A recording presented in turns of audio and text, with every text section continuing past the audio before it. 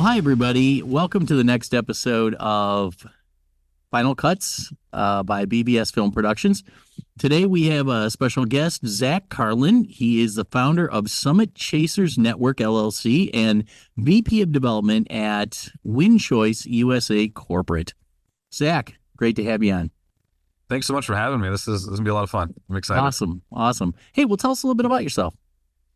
Yeah, no, I appreciate that. So I'm living in Arkansas, born and raised in Canada. There's a lot of a gap to fill there. Small town Canada. Grew up as a country kid, and then ended up moving after a rocky ending to my high school career. Or moving to Las Vegas. Cool. And that's where I decided to. I became a professional fighter there. I had been fighting. I was a black belt by the time I was 8 in karate. Wow. And then I got into boxing when I was 12.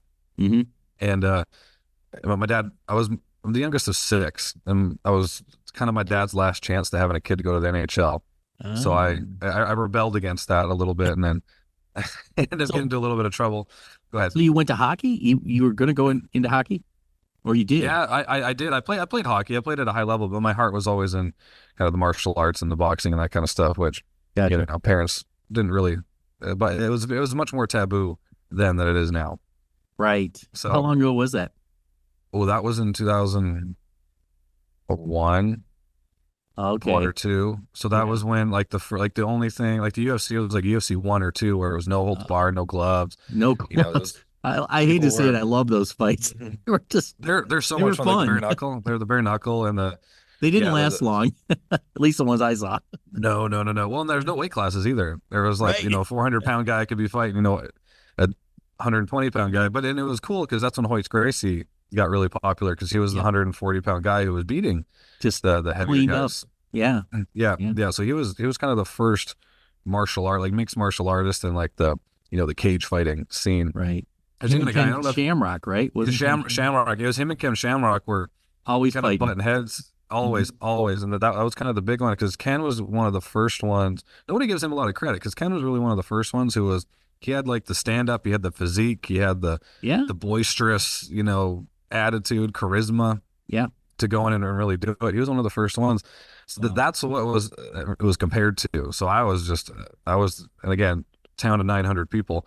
I was the only one there who even thought of even possibly doing that. So wow, it was a little taboo. So, and then my parents kept pushing me, or my dad particularly kept pushing me to play hockey, and I didn't want to, so I rebelled a little bit. And ended up not graduating high school immediately. I was actually homeless and ended up in an addictions unit. Wow. When I was 18, going on to 19. I spent my 19th birthday in an addictions unit. And that's in Vegas. That was in Canada. In Canada. Oh, that's okay. That's where hockey. Yeah, and then yes, exactly. But then again, me and my parents had a bit of a rekindling. We have a very good relationship now. I don't blame anything on them. It was all my own decisions. And that's when they even said, like, if you're going to do this by going in and fighting, because I had some amateur fights and I was traveling to the city and I was doing it. Yeah. It's kind of one of the things that pulled me out of the addiction was just I had something else to obsess over, which was the martial arts and the sports in general. Yeah. And so they're like, if you're going to do it, you might as well do it. You have a sister that just moved to Vegas. So, and at the time, that was 2007, 2008. Like, you might as well do it. Yeah. If you're going to do it. So I was like, well, okay. So I moved from freshly clean 19-year-old kid from small town Canada. Let's move to Vegas. That's a great idea. Sin City, as they say. Yeah. And I tell everybody, if you're going to move there, if you can survive the first 6 months, you'll be fine. That first 6 months is rocky, though. Yeah. That first 6 months is rocky. But I did. I survived, and I lived with my sister. I trained. I had extreme couture, and then I ended up fighting professionally until 2013. So about 20, I was 24. Yeah, by the time I got injured. While I was doing that, it was kind of my first soiree into entrepreneurship, because you don't get paid a lot when you're doing that, especially when you're starting out back then. Right. And the promotion I fought for hasn't been around for a decade or more now. Superior Cage Combat. And I get paid, $1,000 to show, and if you win, you get another $1,000 or $2,000. But that's every 6 to 8 weeks. It's not very much. Oh, yeah. So I had to find a way to make money in between, and I'm from Canada, so I had no way to work other than with my commitments to the fight organization. So I had to start my own. I started doing like strength and conditioning coaching for some of the guys at the gym. So I'd just get paid, $20, an hour or something like that to put them through some, strength and conditioning. And that was kind of my first like business stuff, my experience and having to manage money and people and my time and that kind of stuff, a schedule. And then, so anyways, I got injured when I was 24. I got forced to move back to Canada with my former wife, and we ended up having a daughter. And I got into CrossFit. I realized, I didn't even realize you could compete in CrossFit. And I was like, oh, that's cool. I can compete in something and not get punched in the face. This is great. Right. I had realized I was a lover at the time, not a fighter. I had beat all the demons I needed to. I didn't need that anymore. Well, kids also really settle you down. I mean, they do, you don't have a choice, right? Oh, 100%. You really don't. And you start to think of like the examples you have to lead for them. Like, oh, she's going to be watching me one day. Like I need to set the example with my actions, not just my words. Yeah. And so I competed. I ended up competing all around the world. I competed in France, Brazil, Dubai, all over Canada, all over the US. It was a ton of fun. And while doing that, I became kind of a hobbyist entrepreneur. So I would buy gyms just because I wanted a cool place to work out at. Yeah. And I bought gyms, and I remember my first profit and loss statement I saw, and I was like, that is a really small number. Yeah. We have like 200 members paying $200 a month. Where's all the money? Doesn't work like that. And then you get and then I got obsessed with that number, making that number go up. So I really got obsessed with learning marketing, sales, leadership, having to make, again, just whatever I need to do to make that number go up. Yeah. I learned how to, this is what I wanted to do. And, increasing, your profit per square footage in a gym, how to get away from trading your time and space for money and do it more, online and bundle things. Have you heard of Alex Amosi? Oh yeah. Gym Launch. I actually worked with them. Okay. Yeah. So I'm very, very familiar with them. What a guy. I don't know if they existed when I was, he might have just been starting Gym Launch when I was doing that. Yeah. And, but I later on, we partnered, but I kind of got his idea because he started Prestige Labs, which was the supplement company that he would then use. That was B2B to C. Yeah. So he'd sell to gyms to sell to their clients. Yeah. And, so I did kind of the same thing. I had a sponsor, created a strategic partnership with them to come in and sell their products at our gyms. Nice. Yeah. So just learning how to, again, the strategic partnerships, the marketing, utilizing all that kind of stuff, and just the people. The people is the biggest thing I learned. Having the right people around you. So I ended up buying and flipping 6 gyms for a profit. Oh, nice. I did that 6 times, and then on my last one was one of my sponsors. We came in and we started a fitness equipment company, and he had already started, but I came in. It was doing about 1.8 million a year at that point, and then 2.5 years later, it was doing just north of 25 million. So we were able to scale that. Fantastic. We scaled that. Thank you. We scaled that pretty drastically. We had a lot of good pieces in place to make that happen. So it was really, really good. Cool. And then we ended up moving back to Vegas, and I started. We actually wanted to put all of our money into starting a gym in Vegas. That was 2019, end of 2019. We all know what happened then. Yeah, right. So we lost about $300,000 in that fiasco. So we lost everything. So I ended up having to. I actually worked for Netflix. So we had our son at the time now. We had a three-bedroom house. I had to work for Netflix just to get some money on the table during that time.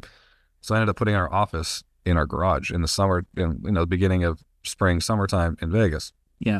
That was awful. I remember having to making $13 an hour, had to set up this dinky little air conditioning unit like a foot away from me just to survive. Oh, I've been my there. Boxers. Oh, it's brutal.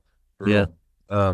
It's like everybody always has to continue to reinvent themselves, 100%. Just in the changing economy, the world we live in, that's one thing I've learned in my time on this planet. You have to be prepared to reinvent yourself all the time. Yeah. Yeah, and it's identifying the skills that you have too. I realized, I had level 10 skills in building businesses and teams and sales and marketing, but I was using it in like a level 2 or 3 opportunity, which was just running a gym. Yeah. Right. As opposed to, I could teach this to other people. Right. There's your level 10 skill. It has to align with a level 10 opportunity.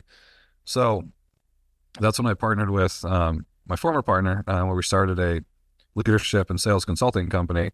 Actually, we started our little dinky gym Mm-hmm. 1,100 square feet in downtown Las Vegas. We actually scaled that to doing about $200,000 a month just in that little small place. Yeah. And then we ended up getting clients that, hey, a lot of the stuff you're doing to work with my sales team. We're like, okay, cool. Let's give it a try. Yeah. And we crushed it. Wow. So then we went right into sales and corporate leadership, coaching and consulting. Did that for about two years with some pretty cool companies. And then just some core value differences. I wanted to do my own thing. I had a lot of great ideas. I wanted to expand. And that's where we kind of ended up now with Summit Chasers. Okay. So that's what you're doing now. So tell me a little bit about the type of clients that you look for with what you're doing. And what exactly would you do for them, let's say? Yeah, no, absolutely. I appreciate the question. So we work with our passion. First of all, as I just explained, I don't have a typical like MBA background. I didn't have a family that had a family business that I could learn to run, right? But we've identified that so much of our innovation comes from small businesses. Like right now with all the AI coming out, wow, the way we use video marketing, SaaS technology in general, even in the home improvement industry, all of this great innovation comes from small businesses because they can take the risk. They have to in order to compete. Right. So our future is based on the success of a lot of these innovative, my cough's rubbing off on you, a lot of these innovative companies, these small businesses.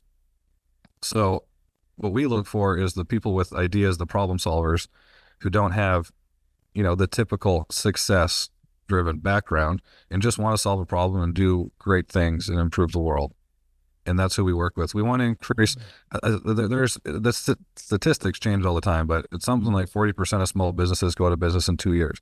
That's usually how long initial capital lasts, is 2 years. So they don't even get past the fact that their initial capital lasts. Yeah. From there. My first company, I bought desks, I bought that. Me and my partners, we bought all kind of crazy, stupid things. I was 25, and 10 years later, you're like, I'm still paying for that desk. Yeah, exactly. Right. Well, we try to start these businesses based on these other businesses that have been around for 20 years. And they have all the fancy stuff. We only see highlight reels. Yeah. So we want to skip right to the highlight. We don't see all the crap we have to go through at the beginning in order to get there, in order to create the highlight reels, right? A Rocky montage lasts 30 seconds. It takes some 3 to 10 years sometimes for that montage, when you're a business owner. Yeah. So a lot of them, and I think it's 40% go to business in the first 2 years. And then in the next 5 years, I think it's like something crazy, like 60% or something like that go to business. Like it's crazy. Yeah. So our purpose is really, I want to cut those percentages down drastically. I want the success of a small business, of a dreamer, of a problem solver to be expected, not something that's like an anomaly. Right. So that's what we do with Summit Chasers is we come in and we implement best business practices, foundational best business practices, starting right from personal development, from an owner leadership perspective, because you are always going to be the biggest ceiling. You're going to be the biggest backlog that your company goes through when you're trying to scale, because you can't scale past you. Right. So you have to elevate yourself. Right. And then it goes from there to, finding what your company vision and purpose is, unifying your team around that, mapping out your processes, procedures and processes, creating training plans, increasing your talent density. How do you hire? How do you identify who to hire? What types of positions should you hire for? How do you replace yourself?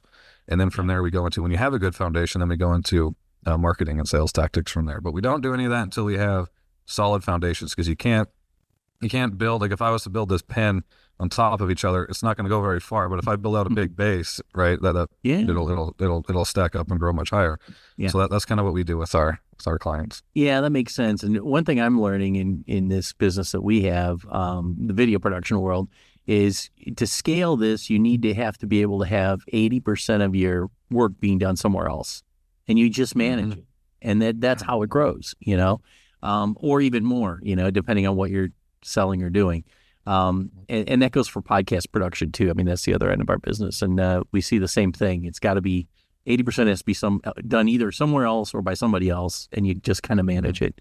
So it's interesting how that works. Speaking of video, this is what this podcast is usually about. It always ends up going into different places, but so how does video play a role in what you're doing? It increases your impact. Yeah. By far, right? That's how you gain trust. Like if we have a goal of helping 10,000 of working with and helping 10,000 business owners create the life of their dreams. Yeah. Right. it would be really hard to do that if I was just running around towns, shaking hands, talking to people, right? And it's hard to get your personality. And I think a lot of people use it in the wrong, almost use it in the wrong way too, where they're just trying to say, oh, this is how great I am. This is what I know, as opposed to like actual connection. Like video, like we have such a unique thing with video and media in general is to connect with people. Yeah. To be real and to get outside of the highlight reels that we see on, TikTok and all this kind of crap, and just be real and connect with people. This is who I am. This is my favorite movie. This is the mistakes I've made. Now I can be real with you. Yeah. Right? And we, you see the most successful people out there in that world that's exactly what it is. They're very real, and they're not selling. They're just giving. They're all just 100%. giving. 100%. And it's your video. I mean, we're all such visual learners for the most part. We're such visual learners. Yeah. And they're seeing that there's an increase in people who are visual learners, but it's, again, giving. With video, you have more opportunity to give, more opportunities to get. You have more opportunities to give what you have and to create success in other people. Like if I want to help 10,000 business owners directly with video, I could help 200,000 indirectly. Right. Yeah. There's so much more opportunity to help. And 100%. Right. Yeah, it's crazy. It's crazy. Well, cool. So the future of your industry, what do you see it like? Where do you see it going? I saw that question. I thought that was a good one. Well, no, I'll give you a hint. AI. Yeah. Well, AI is great. I know. I think with AI, obviously, because of the way technology is going, and because of AI, there's going to be so much of our skill set is going to be, everyone's going to have the same skill set here soon when it comes to ad copy, when it comes to email writing, email copywriting. Your websites are going to look, they're just going to be just as good. They're going to be just as high. They're going to hover between, a 7 and a 9. Yeah. Right. Give or take how you utilize it. So all that stuff is eventually it's going to be, everyone's going to be just as good at a lot of stuff. But what's going to separate us is going to be I don't know if anybody on here is watching or if you're familiar with Patrick Lencioni. He's been saying this for decades, that the biggest advantage you're going to have is organizational health.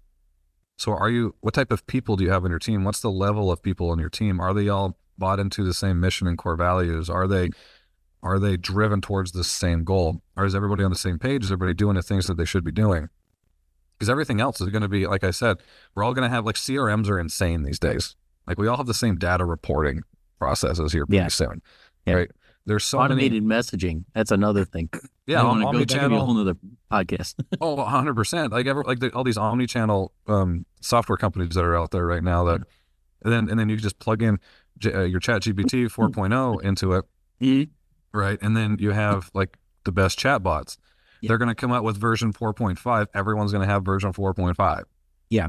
Right. It's going to be very hard to stay ahead of that game. So you can right now because there's still at least a little bit of a gap between innovations, but pretty soon the gap is going to be so short, and people are going to have teams of people who are just getting ahead of that stuff. Yeah. Everyone's going to be just as good at that stuff, but the big difference is going to be who's the best people you have on your team, how are you managing and leading them towards a defined vision and goal. Right. And then how do you keep bringing in those? How do you attract and bring in those great people? Reed Hastings, he's the former CEO of Netflix. He had a great book about that. It's called No Rules. And it was just all about where the industry is going, like creative industry is going, the tech and how you utilize it and all that kind of stuff. Everyone's going to have the same stuff, but the best companies are going to have the people who take care of their people, compensate them properly, and let them be creative. Yeah. Yeah. So I think that's a big place where I think the industry is going. It's just not as fun to talk about because AI is cool. Yeah. And you know what? I still think there's going to be a need for human interaction. I think, that it's going to take a while for that to go away at some point, at least from the B2B world, B2C. You can go on Dell's website and order a computer. I inevitably have to end up talking to a real person anyway because the computer never does it right. Exactly. The ordering, I don't know why, but I see that more and more. But and I agree with you 100% on, it's going to be a level. And I've seen this all the way back to when we used to create brochures. Okay, that's dating myself. Yeah. It would be PageMaker came out, everybody was a page designer. Next thing you know, websites came out. everybody was a web designer. But that cream of the crop are the ones that were able to stay ahead of the curve and able to move forward and kind of look where that puck is. Nowadays, it's like you don't even know it's going to be a puck, you know? Yeah. Where it's going. Yes, it's moving so Anyway. fast. Yeah, exactly. Because back then, I mean, if you got ahead of something, you were a year ahead of some people.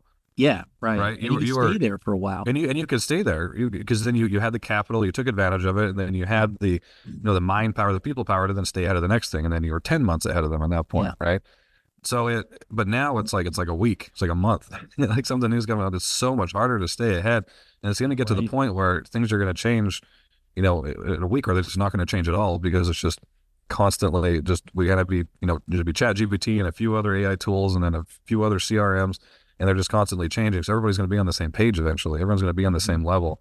So it's going to be so much harder to stay ahead. But again, the difference is going to be the people that you have on your team to do so. Right, right.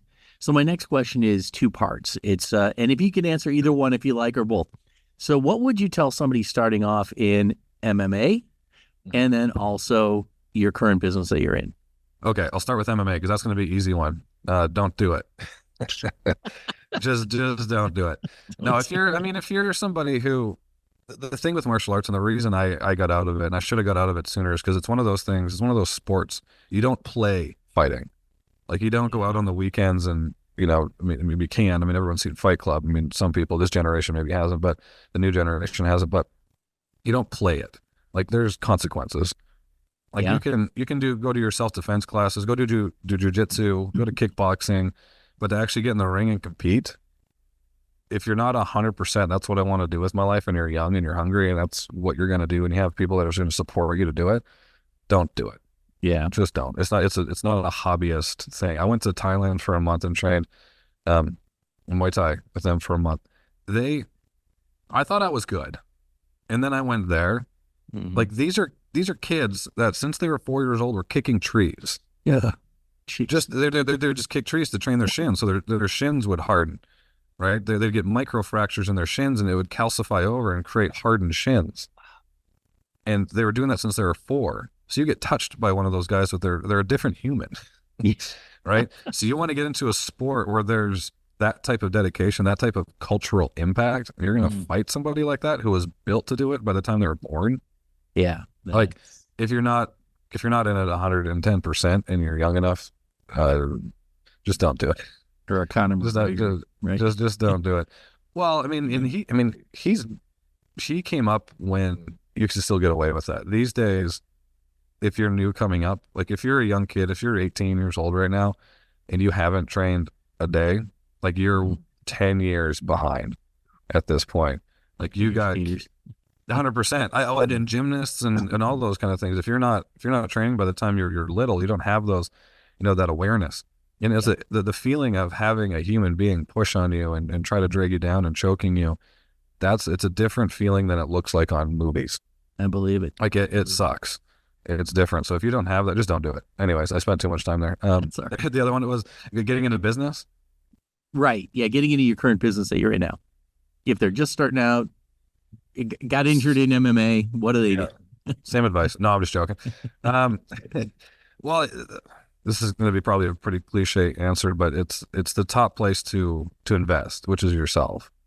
Like if you, like I don't know if everybody can see, if you're listening to this, you can't see it, but that's one of 2 bookshelves that's completely full. Yeah. Right. Last year I read about 84 books, and that's not a lot compared to some people, but that's 84 books I've read maybe more than once, and I took notes on, and I studied it, and I implemented it into our frameworks I teach to people, or about my own businesses and that kind of thing. You have to invest so much into yourself. Yeah. Because if you want to start a business, again, like I had said, you're the biggest thing that's going to hold it back. You're the block. You're always going to be the block. You can't have $100 million business, a sustained, long-lasting, healthy $100 million business if you have a $10 million mindset and skill set. Yeah. Right. Even if they say, well, you can hire people who know how to do that. Well, you have to manage that person that you're hiring. And a lot of times, to you for exactly. And there's benefits. There's benefits that people don't talk about, and it's the benefit of being around you. So if you hire an A player to run your $100 million business and they don't get any benefit for being around you, and I'm not just talking about 401k, I'm not talking about your health plans or dental and all that kind of stuff. if there's no benefit for being around you, if they don't get pushed, if they don't improve, because A players, their biggest, especially millennials, and I can't remember what the other generations are, but the biggest thing that we kind of look for, that we find valuable, is improvement, is being pushed forward, right? Is development, right? So if you don't have those, if you're unable to offer that benefit to A players, then it's going to be very, very, very difficult. I'm not saying it's impossible, because nothing's impossible, but it's the likelihood of your success is much lower. So it's to constantly be, and just invest in yourself. Whether it's courses, I was going to say courses, but I'm not really big on courses, because sometimes people will take courses and they're just kind of, a lot of them are money grabs, and they just give you letters by your name. But courses, webinars, conferences, last year, 2023, I went to eight different conferences, a couple different workshops. You got to constantly, once you think that you're done, you got to start over. Once you think you're done, you empty your glass and start over, right? Learn more. So that would be my biggest kind of foundational advice. And then from there, it's just make sure you surround yourself with great people. Define what that is, and kind of, I would say, change what you define a friend as. Because when we're growing up, we define friends as somebody who's in our vicinity that has fun with us. I mean, and that's that can turn toxic really quickly. But if you're trying to be a successful business person, or successful person, a great person in general, you need friends. You almost need, they call it like the inner circle. You need somebody on your team in that inner circle that's going to call you out, push you, gonna not let you off the hook, gonna not listen to you bitch and complain about your life. They're gonna call you out. They're gonna push you to achieve the things you want to achieve. And likely there'll be people who are above you who can pull you up with them. And it's not to say if they're below you, push them away, but if they're not helping you, if they're not pushing you positively, if they're holding you back, they want to go party, they want to do all this kind of stuff, then they shouldn't be in your inner circle. Yeah. So invest in yourself and be really, really picky with who's in your inner circle. That's great. Great advice. Great advice. So how can people reach you? Oh, yeah, LinkedIn, Zach Carlin, or Summit Chasers Network on LinkedIn, summitchasersnetwork.com. We'll have it in the notes. Perfect. We have a webinar coming up on the 1st of February. Stay on those business plans. Keep rocking those business plans. Don't let the February blues knock you down. But yeah, mostly LinkedIn would be probably the best place to reach me. Well, sounds good. Okay. Well, thanks again for being on our show, Zach. We really appreciate it. Very interesting. I really get a kick out of. I had a couple of people on in the MMA world, and it's a real interesting story, which was great, and also your business as well. So that wraps it up for our episode of BVS Film Productions Final Cuts, and we look forward to seeing you next time. Have a great day. Awesome. Let me do a quick shutdown on the end recording. Where did it go? This is when all the good stuff happens. Exactly. Pause. I think it's stop it. Stop recording.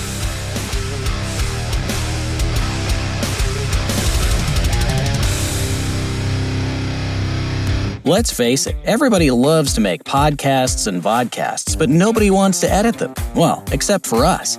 At Premier Podcast Productions, we professionally edit and distribute podcasts and vodcasts for companies around the world.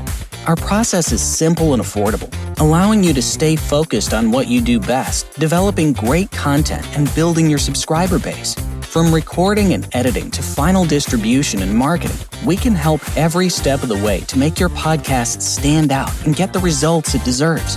Contact us today at premierpodcastpros.com to take your podcast to the next level.